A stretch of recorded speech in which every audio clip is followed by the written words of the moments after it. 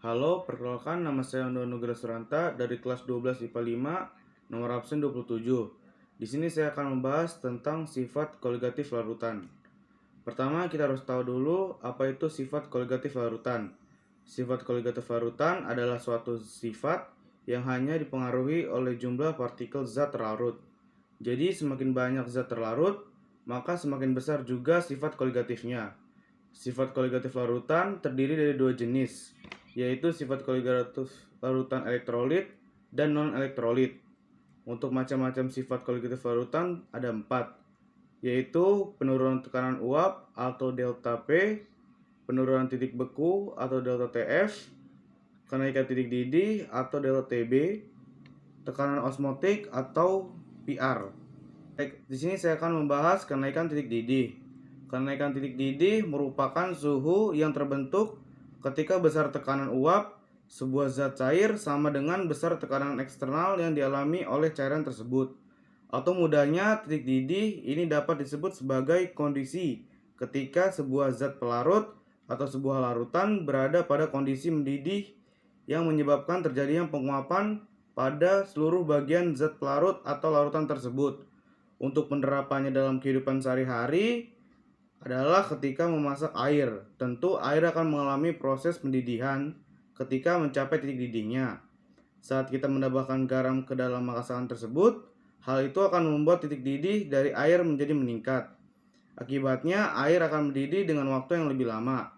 Untuk rumus titik didih ada dua, elektrolit dan non-elektrolit. Untuk yang elektrolit adalah delta TB sama dengan KB kali M.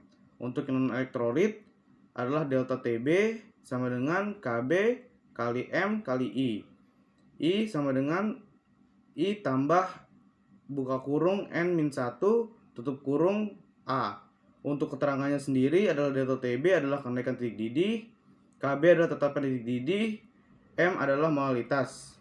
Di sini saya akan membahas salah satu contoh soal. Jika ke dalam 600 gram air ditambahkan 18 gram urea, CO, buka kurung NH2, tutup kurung 2, sehingga akan terbentuk larutan yang mendidih pada suhu titik-titik, buka kurung KB, air sama dengan 0,2 C per M. Airnya sendiri adalah C sama dengan 12, O sama dengan 16, N sama dengan 14, dan H sama dengan 1. Di sini langsung masuk ke pembahasan. GRP-nya atau gram pelarut adalah 600 gram, yaitu air. Untuk GRU-nya atau gram urea atau gram terlarut adalah 18 gram.